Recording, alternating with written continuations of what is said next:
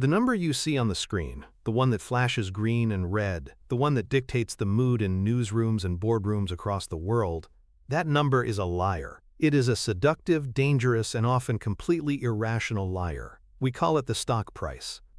And the single greatest mistake an investor can make, the error that separates the amateur from the professional, the gambler from the capital allocator, is believing that this number has anything to do with the true worth of a business. The stock price is what someone is willing to pay for a tiny slice of a company today.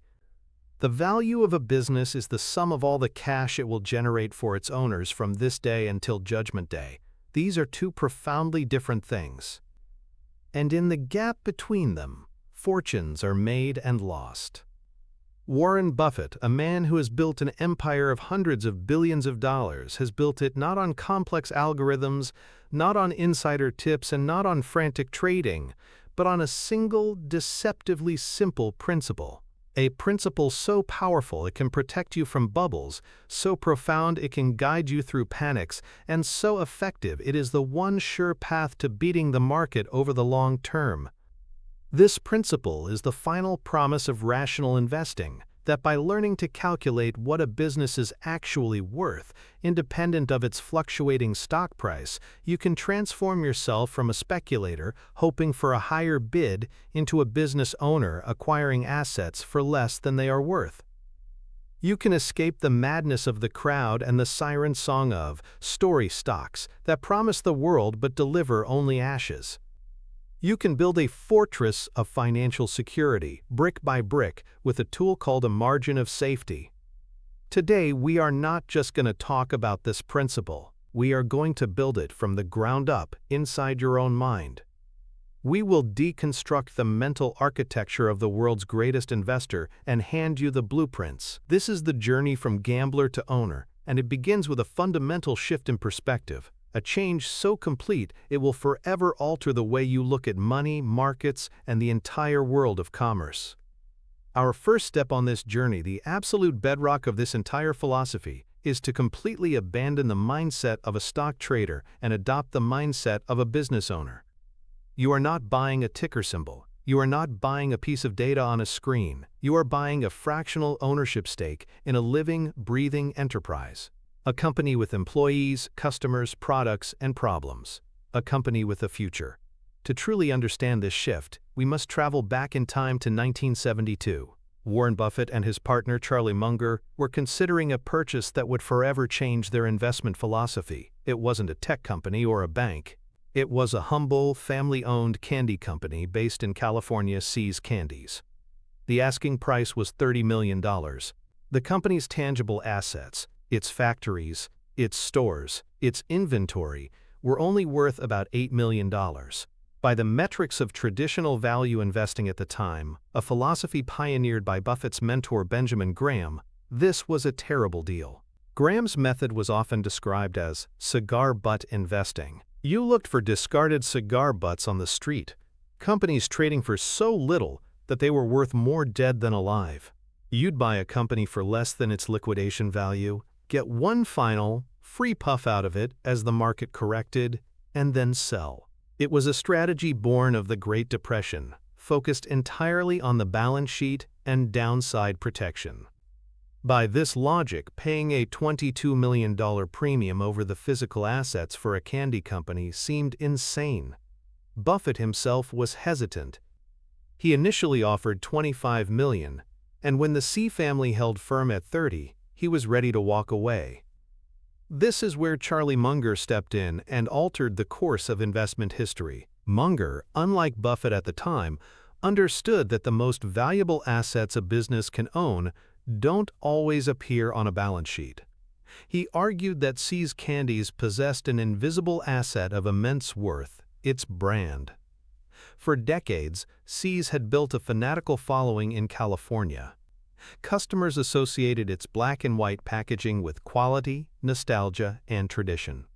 When a man was in trouble with his wife, he didn't just buy any box of chocolates, he bought See's. This customer loyalty gave the company a powerful competitive advantage, what Buffett would later call an economic moat. It gave them pricing power. They could raise their prices year after year to account for inflation, and their customers wouldn't even think of switching to a cheaper brand. The extra profit from these price increases required no additional capital investment. It was pure, unadulterated cash flow. Munger convinced Buffett to think not like a cigar butt scavenger but like a private business owner. He asked Buffett to consider what the business would generate in cash over the next 10, 20, 30 years. They weren't just buying the existing factories and inventory for $8 million. They were buying a perpetual claim on decades of future profits generated by that powerful brand. They looked at the numbers. The company was already earning about $2 million a year after tax. A $25 million price tag, their final successful offer, meant they were paying about 12.5 times earnings. This was far richer than a typical Graham-style investment. But they weren't buying the past.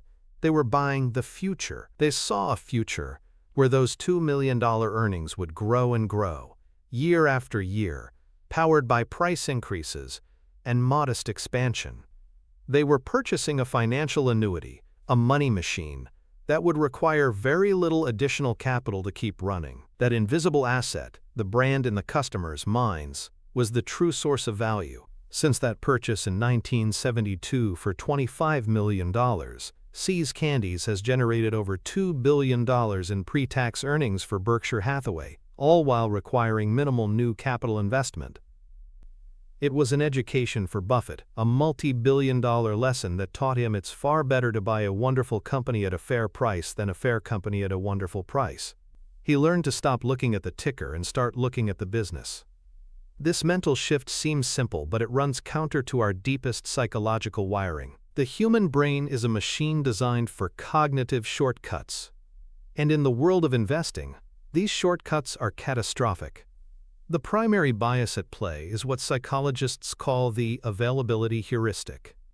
Our brains tend to evaluate the importance of something based on how easily examples of it come to mind. What is the most available, most ever-present, most salient piece of information about a public company? It's the stock price. It's plastered across every financial news channel, updated second by second on every website, and displayed in bold on your brokerage app. It moves, it flashes, it demands attention. The actual business fundamentals, the debt load, the return on equity, the capital expenditure requirements, are buried deep within dense, boring documents like the 10K annual report, which most people never read. The brain, seeking efficiency, latches onto the available data point, the price, and treats it as a proxy for the entire business. This is a fatal error. The price becomes the reality. When the price goes up, people think this is a good company. When the price goes down, they think this is a bad company. They have completely outsourced their judgment to the collective, manic-depressive whim of the market. They are no longer thinking for themselves. They are reacting. The business owner mindset is a conscious, deliberate rebellion against the availability heuristic. It's the decision to ignore the easy, flashing, and ultimately meaningless data point of the daily stock price and instead do the hard work of digging for the less available but infinitely more important information about the business itself.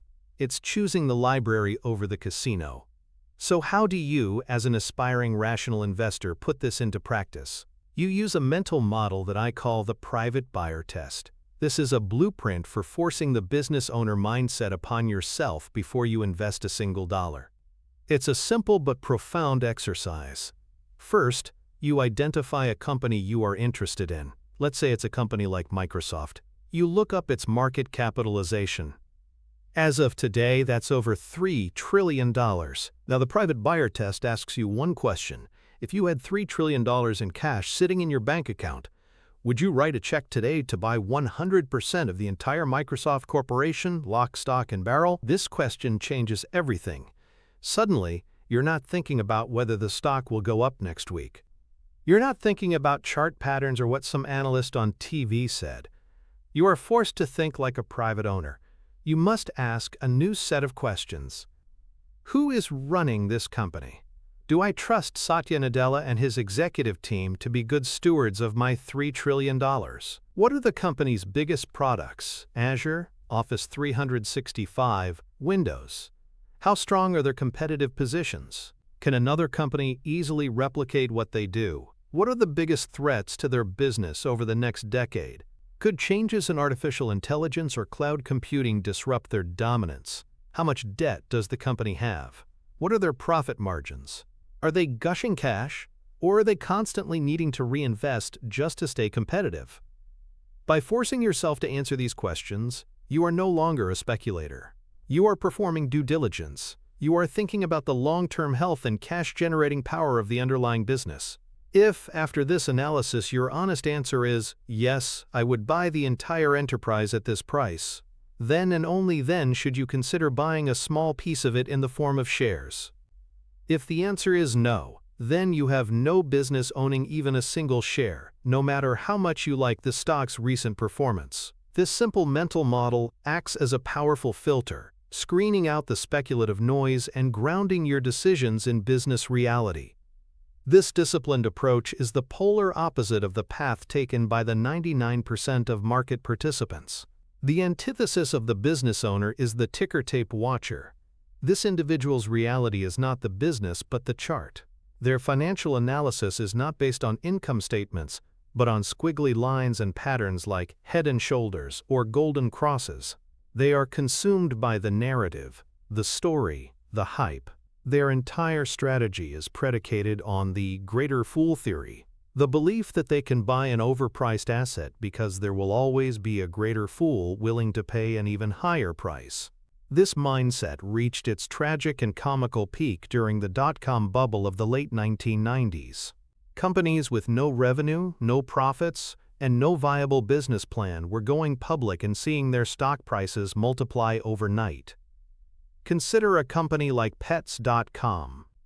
Its business model was to sell pet supplies online and deliver them to your door. The company spent lavishly on advertising, including a Super Bowl commercial, to build its brand. Ticker tape watchers saw the stock price soaring and piled in, believing they were investing in the future of commerce. A business owner applying the private buyer test would have asked different questions. They would have looked at the financials and seen a company losing staggering amounts of money on every single sale. The cost of shipping a heavy bag of dog food often exceeded the profit on the item itself. The business model was fundamentally broken. It was a cash incinerating machine. But the ticker tape watchers didn't care about the business. They cared about the stock. They saw the price going up and assumed it would continue. The narrative was powerful. The internet changes everything. But a narrative cannot suspend the laws of economic gravity forever. Pets.com went from IPO to liquidation in just 268 days.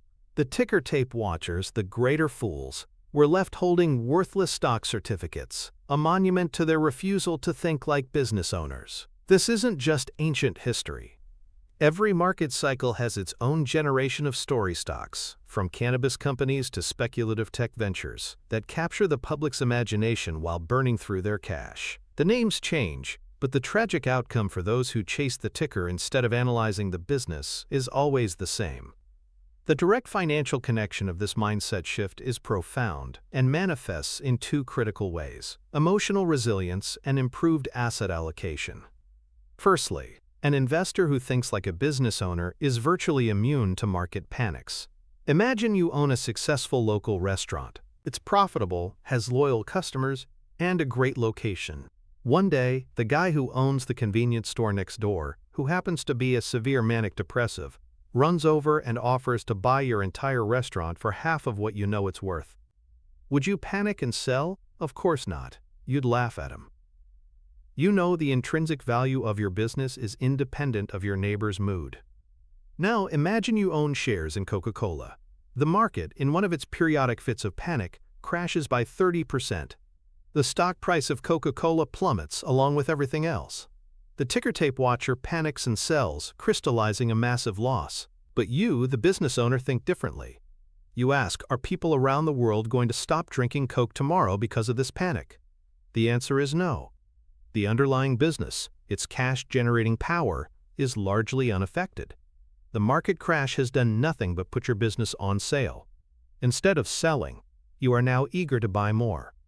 This emotional fortitude, born from focusing on the business rather than the price, is what allows you to survive and ultimately thrive from market volatility. Secondly, it dramatically improves your portfolio growth through better asset allocation.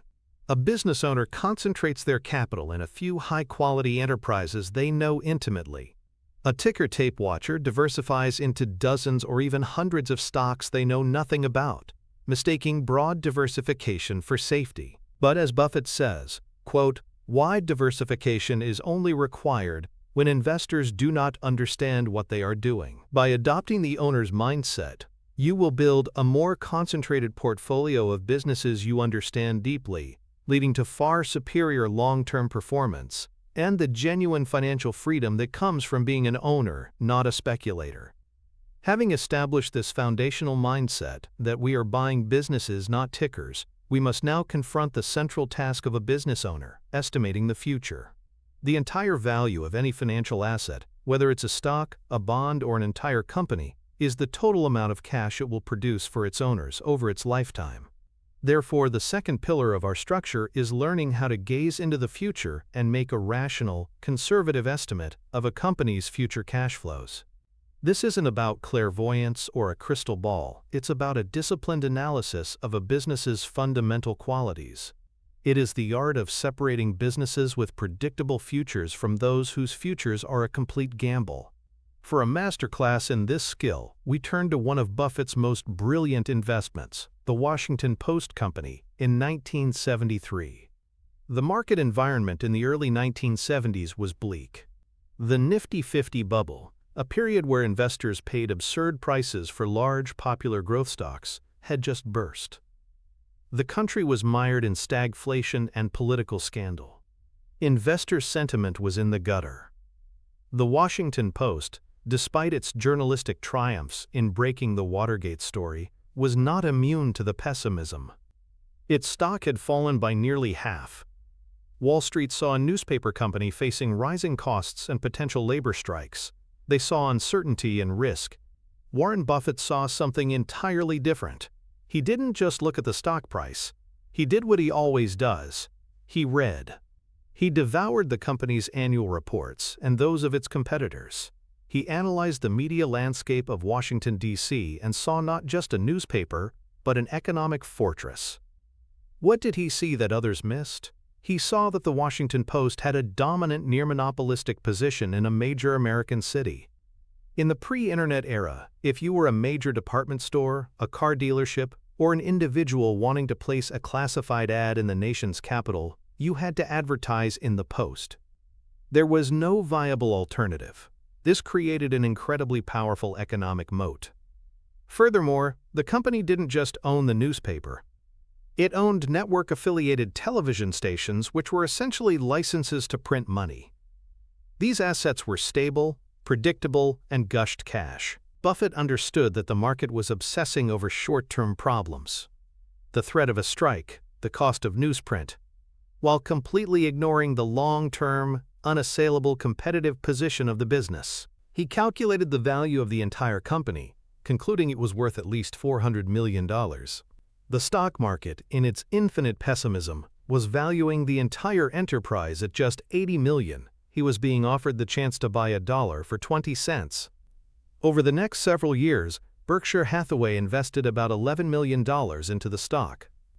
That stake, over the subsequent decades, would grow to be worth over $1 billion. It was a staggering success born not from predicting the future with perfect accuracy, but from identifying a business whose future was reasonably predictable. He didn't need to know exactly how much the Post would earn in 1985. He just needed to have a high degree of confidence that it would be earning significantly more than it was in 1973 and that its competitive position would remain intact. That is the essence of a rational forecast. This approach is a direct countermeasure to a powerful psychological trap known as conservatism bias. This bias describes our tendency to be slow in changing our beliefs, even in the face of new evidence. We anchor onto our initial impressions and underweight new information. Buffett, in a stroke of genius, weaponizes this bias in reverse. He knows that forecasting the future of a rapidly changing industry, like biotechnology or high-tech software, is incredibly difficult. New information arrives constantly, and a forecast made today could be obsolete tomorrow. To avoid this, he deliberately restricts his investments to businesses where the future is likely to look a lot like the present. He famously calls this his circle of competence. His rule is simple.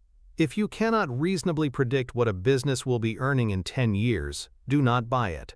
He often jokes that he looks for businesses that could be run by his idiot son-in-law, meaning they are so competitively entrenched that they don't require a genius CEO to keep making money. Think about businesses like Coca-Cola or Wrigley's Gum. The way people consume these products is unlikely to be radically different in 10 or 20 years. This doesn't mean they don't innovate, but their core business is incredibly stable. By staying within this circle of competence, Buffett doesn't need to constantly update his views. He can let the power of conservatism work for him, confident in his initial analysis, because he has chosen a business whose fundamentals are durable. This is a profound form of intellectual humility. It's the admission that the future is inherently uncertain, and therefore the only way to rationally invest is to focus on the small subset of businesses where that uncertainty is minimized. So how do we translate this into a practical blueprint? We need a tool to measure the true cash-generating power of a business. Net income, the bottom line number on an income statement, can be misleading due to accounting conventions. Buffett, therefore, created his own metric, owner earnings. This mental model is designed to give you the truest picture of the cash a business owner could theoretically pocket at the end of the year. The formula is owner earnings equals net income plus depreciation and amortization, average capital expenditures. Let's break this down step by step. First, you start with net income, which you can find on the company's income statement. Second, you add back depreciation and amortization. These are non-cash charges that companies use to account for the gradual decline in value of their assets. Since no actual cash leaves the company for these expenses, we add them back to get a better picture of cash flow. Third, and this is the crucial step most people miss, you must subtract capital expenditures, or CapEx. This is the actual cash the company spends on maintaining and upgrading its property, plants, and equipment. A business that has to spend billions every year on new factories just to stay competitive has far less cash available for its owners than a business that doesn't. You can find these numbers on the company's cash flow statement. By calculating owner earnings, you are no longer looking at an accountant's opinion of profit. You are looking at the cold, hard cash the business generates. This is the number you will use to begin your forecast. You look at its history over the past decade. Is it stable? Is it growing? Why? Based on your understanding of the business and its economic moat, you can then make a conservative projection of how this number might grow over the next 5 to 10 years. This calculation is the first step toward building a rational valuation.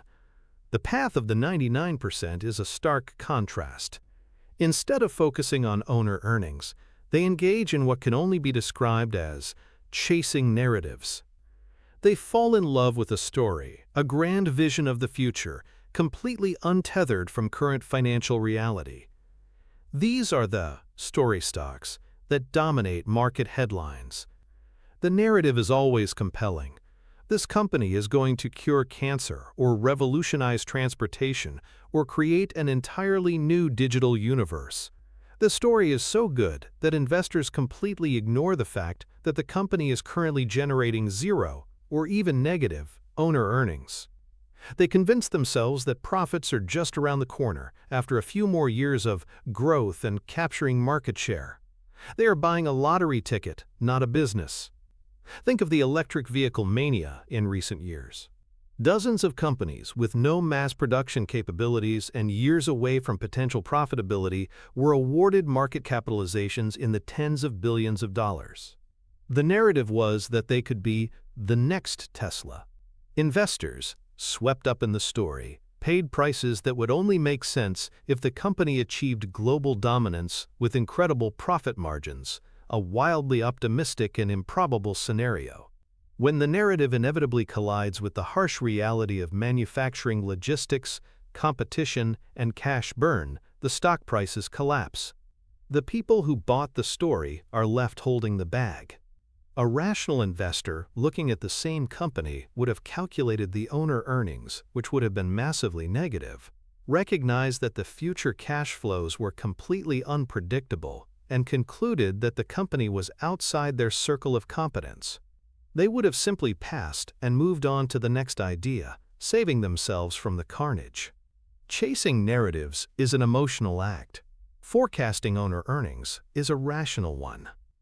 The direct financial connection of this forecasting discipline is the quality of your entire portfolio.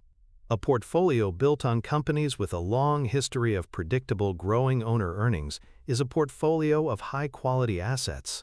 These are the businesses that can consistently fund their own growth without taking on excessive debt or diluting shareholders by issuing new stock. They are the businesses that can afford to pay a growing dividend or buy back their own shares, both of which directly increase shareholder wealth. A balance sheet of a company with strong owner earnings is a thing of beauty. Manageable debt, high returns on capital, and a growing cash pile. This provides a tremendous margin of safety for the business itself, allowing it to weather economic downturns and invest opportunistically when its competitors are struggling. In contrast, a portfolio filled with story stocks is a portfolio of financial quicksand.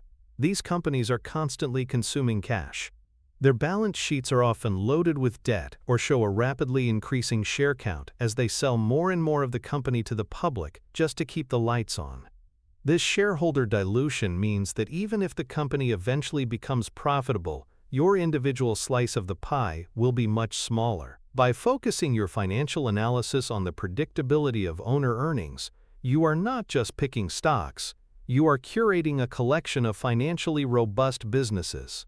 This is the secret to sustainable portfolio growth and the only reliable way to build lasting wealth in the stock market. You are ensuring that your capital is allocated not to hopeful dreams, but to proven money-making machines. We have now established the owner's mindset and learned how to forecast the cash a business will generate. But a forecast of future cash is useless without the third, and perhaps most critical pillar of our system, the time traveler's discount. This is the mechanism that allows us to translate those future earnings into a concrete, rational value for the business today, NIPE. The core idea is simple. $1 in your hand today is worth more than $1 you are promised a year from now. Why? Because you could take that dollar today, invest it, and have more than $1 in a year. This is the time value of money, and it is the central concept in all of finance. Understanding how to properly discount future cash back to the present is what separates a vague business analysis from a precise, actionable valuation. To see this principle in action on the grandest scale, we must examine Buffett's legendary 1988 investment in the Coca-Cola Company. By the late 1980s, Coca-Cola was already one of the world's most recognized brands, a blue-chip behemoth. But in the fall of 1987, the stock market experienced a dramatic crash known as Black Monday. In the ensuing fear and uncertainty, even the shares of great companies like Coke were available at a discount. Buffett, who had been watching the company for years, saw his opportunity. He began his analysis not by looking at the stock chart, but by thinking about the business's long-term future. He imagined himself traveling forward in time, 10, 20, even 50 years. He asked himself, what is the probability that Coca-Cola will be an even more dominant, more profitable company in the future? His conclusion was that it was extremely high. The brand was iconic, its distribution network was unparalleled, and its product was a simple, affordable pleasure for people all over the globe. With this confidence in the company's future, he began to project its owner earnings.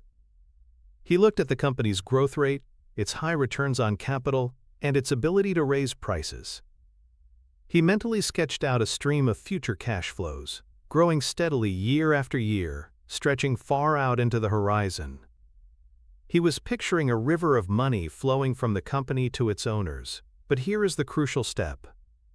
He knew that $1 billion of earnings in the year 2000 was not worth $1 billion in 1988. He had to discount that future river of money back to its present value. He had to become a financial time traveler. He chose a discount rate which represented the return he could expect from an alternative, safe investment, like a long-term government bond. This rate acts like an anchor, pulling all those future cash flows back to the present day.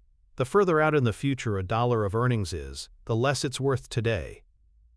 After performing this calculation, summing up the present value of all of Coca-Cola's expected future cash flows, he arrived at an estimate of the company's intrinsic value. He then compared that value to the price the stock market was offering. The gap was enormous. The market, gripped by short-term fear, was offering him a chance to buy this incredible, world-dominating business for a fraction of its true worth. Berkshire Hathaway invested over $1 billion, acquiring a stake that would become one of the most successful investments of all time, generating tens of billions of dollars in capital gains and dividends.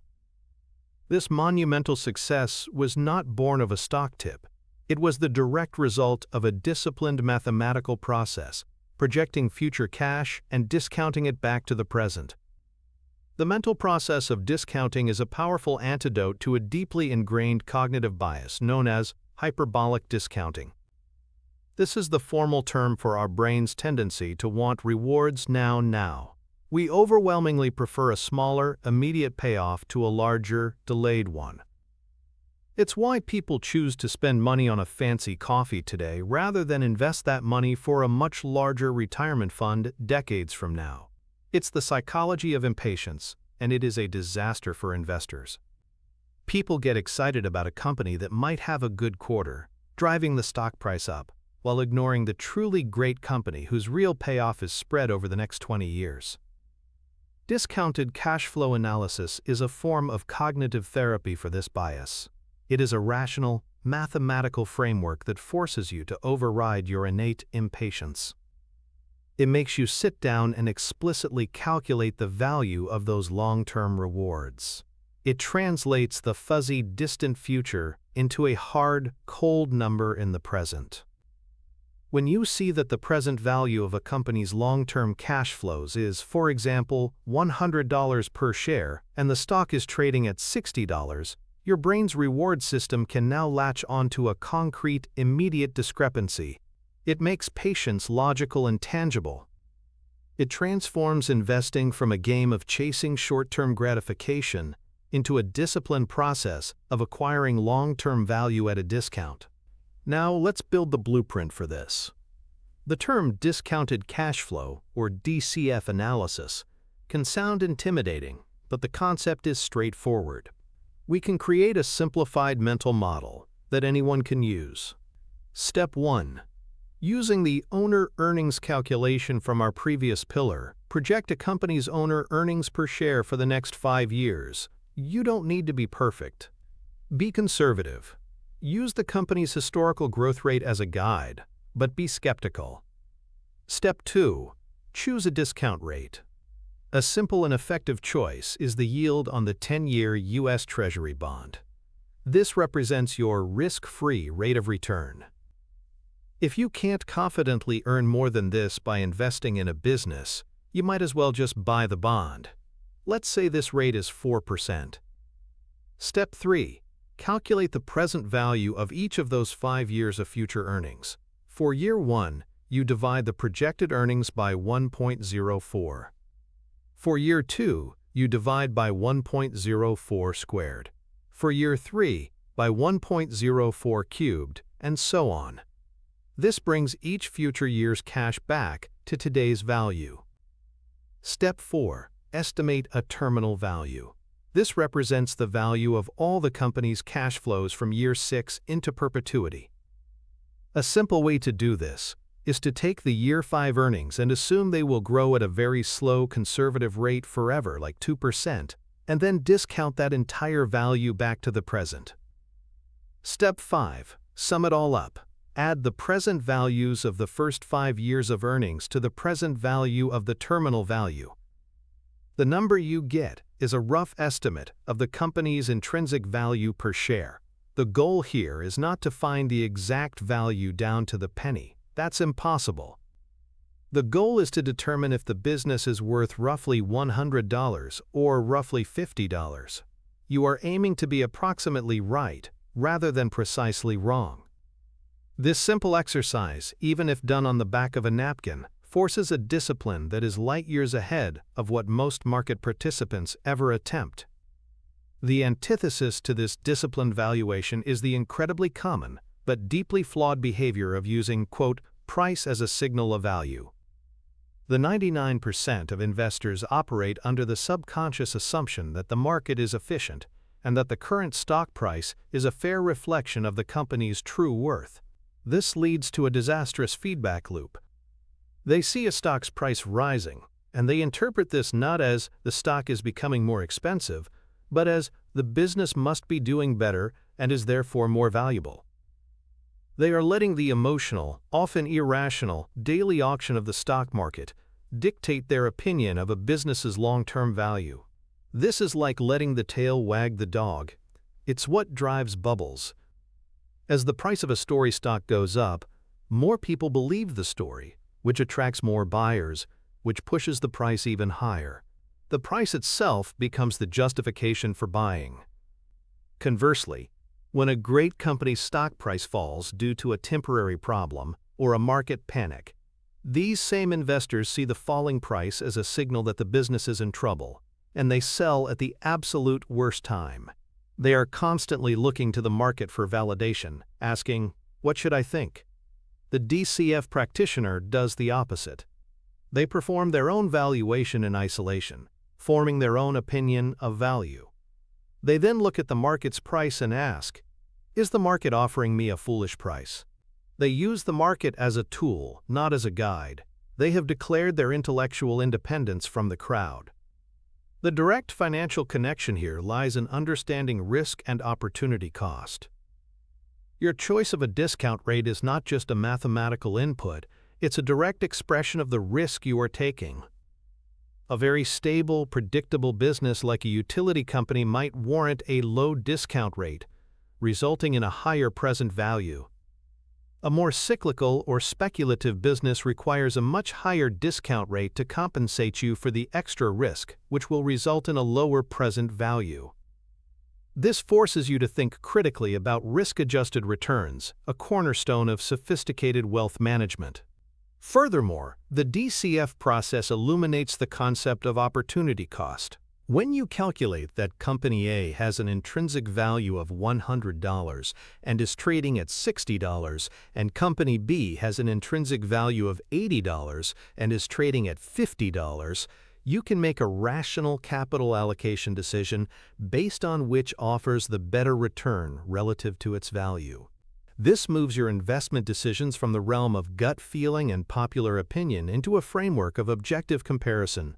It ensures that every dollar in your portfolio is working as hard as it can, allocated to the opportunities with the highest potential return, grounded in a conservative estimate of future cash flows discounted back to the present. This is how you build a portfolio that is designed not just to grow, but to grow rationally and safely.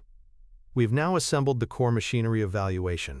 We have the business owner's mindset, the ability to forecast owner earnings, and the time-traveling tool of discounting to find a business's present value. But even with all this, the system is incomplete. The future is inherently unknowable. Our forecasts can be wrong. The world can change in unexpected ways.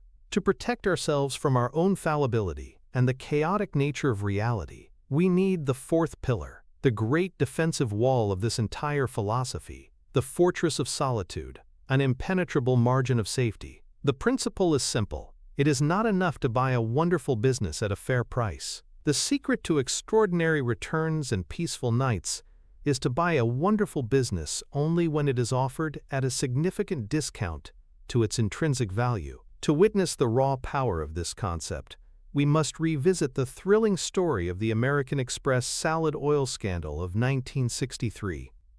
American Express in the early 1960s was a blue-chip company, known primarily for its traveler's checks and a burgeoning credit card business. However, it also had a less glamorous division, warehousing. One of its major clients was the Allied Crude Vegetable Oil Refining Company, This company borrowed vast sums of money from banks, with the loans secured by its inventory of salad oil, which was supposedly stored in giant tanks and certified by American Express's warehousing division. The problem was, the tanks were mostly filled with seawater, with only a thin layer of oil floating on top. The whole thing was a massive fraud. When the fraud was exposed, Allied Crude went bankrupt, leaving the banks on the hook for enormous losses. The banks in turn sued American Express, claiming its certification made it liable. Wall Street panicked.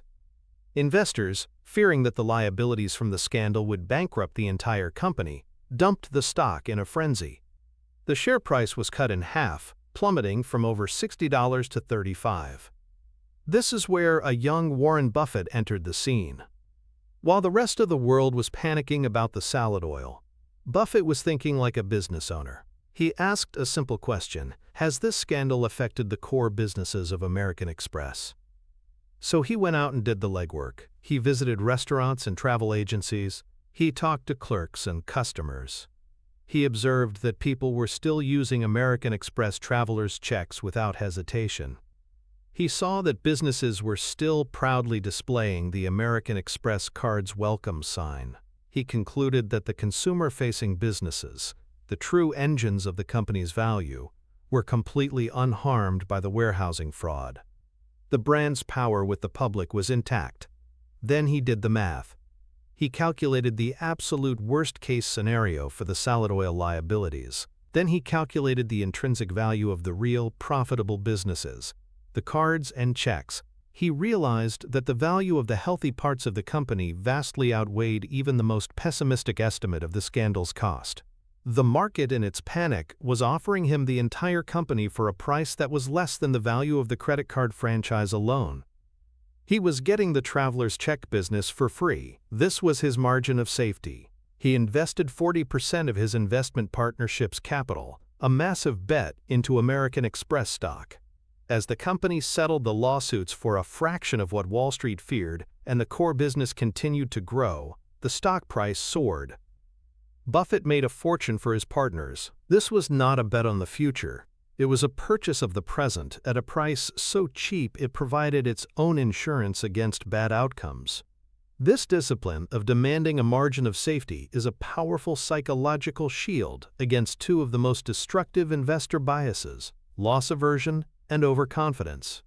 Loss aversion, a concept proven by psychologists Daniel Kahneman and Amos Tversky, is the human tendency to feel the pain of a loss about twice as strongly as the pleasure of an equivalent gain. This is why market crashes are so terrifying. A 20% drop in your portfolio feels emotionally devastating. Far worse than a 20% gain feels euphoric. This intense fear is what causes people to panic sell at the bottom. The margin of safety is the ultimate antidote to loss aversion. If you have calculated that a stock is worth $100 and you buy it at $50, you have a $50 cushion. If your calculation is slightly off, or if the company hits a rough patch and its value falls to $80, you are still comfortably in the green. This buffer acts as an emotional sedative.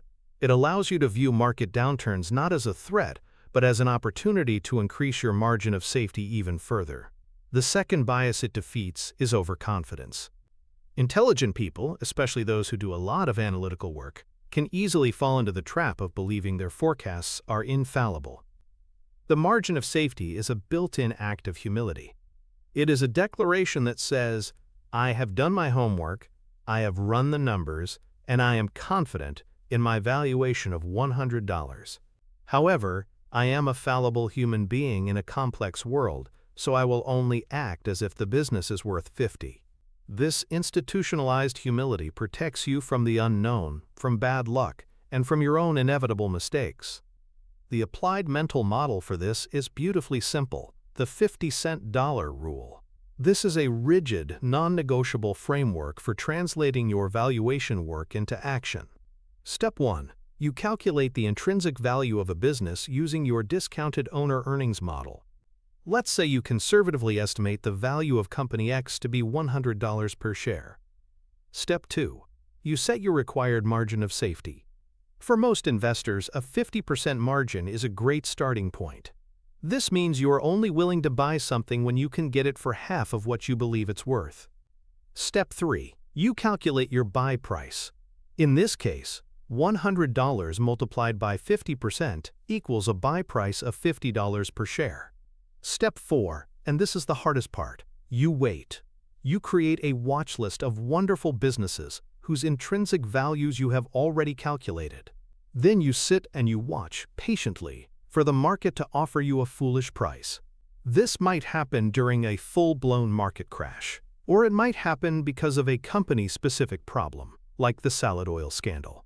This process completely transforms the act of investing.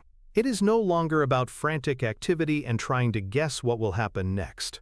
It becomes the patient, methodical, and predatory act of waiting for the perfect pitch. As Buffett says, the stock market is a no-called-strike game. You don't have to swing at everything. You can wait for that perfect, slow pitch right down the middle of the plate. Your buy price is that perfect pitch. The antithesis, the path of the 99%, is the perilous strategy of buying at fair value or higher. This is particularly common among investors who focus on growth stocks. They perform a brilliant analysis of a fast-growing company, conclude its fair value is $100, and then, fearing they will miss out on future growth, they happily pay $100, $110, or even $120 per share. They will justify this by saying, "You have to pay up for quality." What they are really doing is walking a tightrope 50 stories high without a safety net. Their investment thesis requires everything to go right. Their growth forecasts must be perfect. The company must not face any new competition. The broader economy must remain strong. If any single one of these assumptions proves false, the stock price has a long way to fall before it hits solid ground. The investor has left zero room for error. Buying a business at or above its intrinsic value is a bet that the future will be even better than you already optimistically expect. Buying a business at a 50% discount is a purchase that can still be profitable even if the future turns out to be far more disappointing than you expect. One is a speculation on perfection. The other is an investment prepared for reality. The direct financial connection of the margin of safety is that it is the single most powerful driver of future returns. The price you pay determines your final profit. Let's quantify this. Imagine two investors buy the same stock, which has an intrinsic value of $100. Investor A, the fair value buyer, pays $90 for it. When the stock price eventually rises to its intrinsic value of $100, Investor A has made a profit of $10 on a $90 investment, a return of about 11%. Investor B, the margin of safety investor, waited patiently and bought the same stock during a panic for $50. When the price rises to $100, Investor B has made a profit of $50 on a $50 investment, a 100% return. Same company, same intrinsic value, but a vastly different outcome, determined entirely at the point of purchase. The margin of safety is what supercharges your capital gains. Furthermore, it dramatically reduces the real risk in your portfolio, which is the risk of permanent capital loss. A stock bought at a 50% discount has a much smaller chance of resulting in a permanent loss than one bought at fair value. It provides both higher returns and lower risk. This is the holy grail of investing, the foundation of all sound wealth management, and the only true way to consistently beat the market over the long run. We have now constructed a formidable fortress. We have the mindset of an owner, a method for forecasting cash flows, a tool to discount them to present value, and a defensive wall in the form of a margin of safety. But there is one final, crucial pillar that turns this defensive system into a powerful engine of wealth creation. We must understand the true nature of the arena in which we operate, the stock market. The fifth pillar is to see the market as a manic depressive servant, a tool to be exploited, not a master to be obeyed. This concept reframes your entire relationship with market volatility, transforming what others see as risk into your single greatest source of opportunity. This entire philosophy is perfectly encapsulated in an allegory that Warren Buffett learned from his mentor, Benjamin Graham, an allegory Buffett considers the most important lesson in all of investing, the story of Mr. Market. Imagine that you are a partner in a private business, and you own a small stake. You have only one other partner. His name is Mr. Market. He is a very obliging partner. Every single day, without fail, he comes to your office and tells you what he thinks your stake in the business is worth. And, what's more, he offers to either buy your stake from you at that price or sell you his stake at the same price. But Mr. Market has a serious, incurable emotional problem. Some days, he shows up in a state of wild euphoria. He sees only blue skies ahead for your business. On these days, he names a ridiculously high price for your shares, a price that bears no resemblance to the underlying value of the business. On other days, he arrives in a deep, dark depression. He is convinced that your business and the world are heading for ruin. On these days, he names a pathetically low price, offering to sell you his stake for far, far less than it is truly worth. The wonderful thing about Mr. Market is that he doesn't mind if you ignore him. If his quote today is not to your liking, you can just say no thanks, and he will be back tomorrow with a brand new one. The choice to act is entirely yours. A sane investor should not be influenced by Mr. Market's mood swings. Instead, you should view him as a servant. When he is euphoric, you can happily sell your shares to him at his inflated price.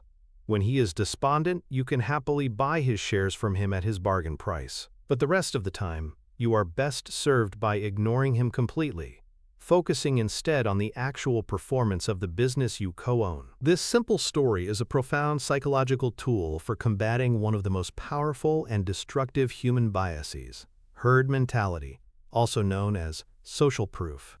Humans are social creatures, wired for conformity. For millennia, our survival depended on sticking with the tribe. When we see a large group of people running in one direction, our instinct is not to stop and analyze the situation. It is to run with them. In the stock market, this instinct is financial suicide. When everyone is euphorically buying, creating a bubble, the herd instinct screams at you to join in, to not miss out. When everyone is panicking and selling, the herd instinct screams at you to sell too, to escape the danger. The allegory of Mr. Market is a de-biasing mechanism. It reframes the market, which is really just the aggregated emotional actions of millions of people, as a single, irrational individual. It creates psychological distance. You are no longer fighting the wisdom of the crowd. You are simply dealing with your crazy business partner, Mr. Market. This reframing allows you to detach emotionally from the herd's behavior. You can observe the mania or the panic from a position of rational calm, ready to exploit the opportunities Mr. Market's mood swings inevitably create, rather than becoming a victim of them. To make this abstract concept a concrete part of your investment process, you can use a powerful applied mental model, the two-column decision journal. It is a simple tool that institutionalizes the wisdom of the Mr. Market allegory. You take a piece of paper or a spreadsheet and create two columns. Column 1 is titled, My Calculation of Value. In this column, you write down your conservative estimate of a company's intrinsic value per share, the number you derived from your DCF analysis. This number is your anchor to reality. It should not change unless the fundamental, long-term facts of the business change. For example, if they lose a major patent or acquire a new, profitable division. This number does not change because of a bad jobs report or a change in Federal Reserve policy. Column 2 is titled, Mr. Market's Price. In this column, you can update the daily stock price. Now you have a visual representation of the core value investing principle. Your decision rule becomes brutally simple. You only consider taking action when the number in column 2 is significantly lower than the number in column 1, by an amount that satisfies your margin of safety. This journal makes the price-value discrepancy tangible. It forces you to compare the madness of Mr. Market's daily quote to your own sober, long-term calculation of value. It prevents you from getting caught up in the narrative of the day and keeps you grounded in your own independent analysis. It is a powerful tool for any retail investor seeking to build a fortress of reason against the emotional tides of the market. The antithesis of this mindset is the follower of the efficient market hypothesis. This is an academic theory which states, in its strong form, that the price of a stock at all times reflects all available information, and therefore the price is always correct. According to this theory, it's impossible to consistently find undervalued stocks because any new information is instantly and perfectly priced in by the market. Adherents to this view believe that trying to beat the market is a fool's errand. The best you can do is buy an index fund and accept the market's average return. While this is a reasonable strategy for those unwilling to do the work of business analysis, it is a philosophy of learned helplessness. It denies the very existence of Mr. Market. The real world, however, provides constant, overwhelming evidence that the theory is flawed. The dot-com bubble, the 2008 financial crisis, the salad oil scandal, these are not the actions of a perfectly rational, efficient information processing machine. They are the actions of a manic depressive human herd, swinging wildly between greed and fear. By understanding that Mr. Market exists, you gain a colossal advantage over those who believe the price is always right. You understand that the market's job is not to inform you, but to serve you. You are a value investor, and your raw material is mispriced assets. An efficient market would offer no such raw material, and thus no opportunity for extraordinary returns. The direct financial connection of this final pillar is that it is the active engine of portfolio growth. The first four pillars build the foundation and the defensive structure. This fifth pillar is what drives the results. Your long-term capital gains will be a direct function of your ability to exploit the gap between price and value. By systematically buying assets for 50 cents on the dollar from a depressed Mr. Market, you are preloading your portfolio with future returns.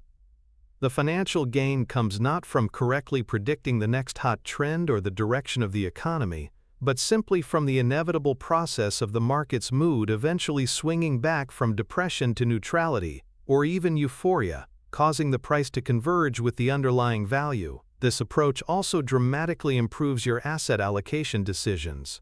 During a market crash when fear is rampant, Mr. Market is offering everything at a discount. This is the time to deploy your capital aggressively, buying the best businesses at the most attractive prices. During a euphoric bull market, when Mr. Market is asking absurdly high prices for everything, a rational investor recognizes that the opportunities are scarce. They can patiently hold cash, waiting for the inevitable return of fear and opportunity. This contrarian behavior, being greedy when others are fearful and fearful when others are greedy, is the direct result of treating the market as your servant. It ensures you are always buying low and selling high, the fundamental formula for building lasting financial freedom. You have made it to the end of this journey. You have invested your time and your focus, and in return, you have acquired something of immense value. You now possess the complete mental toolkit that has been used to build one of the world's greatest fortunes. You have learned to think like a business owner, to ignore the seductive lies of the ticker tape. You have learned how to look into the future and rationally forecast the true cash-generating power of an enterprise. You possess the time traveler's secret of discounting those future earnings back to a concrete, present-day value. You understand the profound importance of building a defensive fortress around your analysis with an impenetrable margin of safety. And finally, you know the true nature of the market, not as a wise master to be followed, but as an emotional servant, Mr. Market, whose mood swings are the source of your greatest opportunities. This is not just a collection of tips, this is a complete, coherent system of thought for allocating capital and building wealth. But mastering this system, this powerful engine of valuation, is only the first half of the equation. A perfectly calibrated engine is useless if you put it into a car with no wheels or a faulty steering system. You now know how to value any business. The next and equally critical question is which businesses are even worth the effort of valuing in the first place? Valuing a terrible, unpredictable business with no competitive advantages is a waste of your most precious asset, your time. The true masters of capital allocation, like Buffett, spend most of their time not on complex spreadsheets, but on identifying the small handful of truly exceptional businesses, the ones with deep, durable economic moats that protect them from the competition. The video that is now appearing on your screen is the missing link. It is the crucial second half of this entire philosophy. It is the filter you must apply before you even begin the valuation process we have just mastered. Think of what you've just learned as the powerful sniper rifle of an investor. The video on your screen is the high-powered scope that allows you to find the right targets, to distinguish the truly great businesses from the merely good ones. It is the map that shows you where the treasure is buried, so you don't spend your life digging in barren ground. You have just built the engine of a world-class investment vehicle. But an engine without a chassis and a guidance system is nothing but a loud paperweight. The question before you now is a simple one. Are you content to be an analyst, or are you ready to become a true capital allocator? The choice to continue this journey, to click on that video, is the choice to complete your transformation. It's the decision to install the guidance system and finally put yourself in the driver's seat of your own financial destiny. Click the video and let's complete your mental arsenal.